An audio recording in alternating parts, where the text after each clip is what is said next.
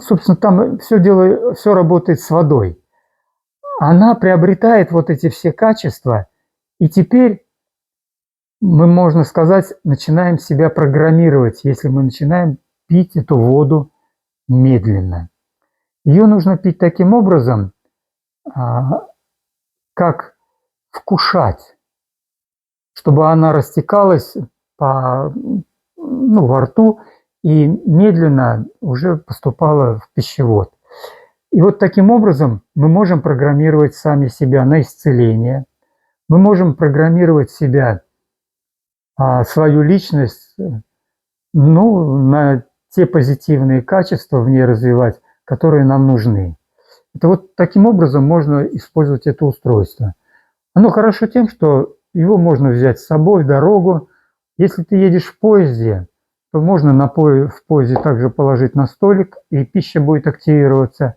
Положив его рядом с собой на место, где человек отдыхает, то это место становится практически местом силы. И в поезде вот это высокое напряжение электричества, оно уже не влияет на человека. И когда выходишь из поезда, то нет усталости. И я, допустим, выхожу из поезда, когда применяю такие устройства, я как из храма выхожу.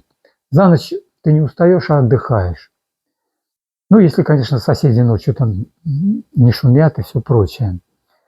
Вот. Кстати, проводил эксперимент человек, который кашляет. И вот, представьте, в поезде, да, там 4 места, и один человек кашляет, страшно. И вот достаточно либо ему дать вот такое устройство. Я давал браслет, человек надевает браслет, буквально через полчаса у него кашель прекращается, и всю ночь он спит спокойно. Вот. То есть вот так вот можно это использовать. Также в гостинице можно положить на пол, можно активировать воду, которую употребляешь. Можно использовать в пунктах питания, в кафе или еще где-то. Это вот это устройство.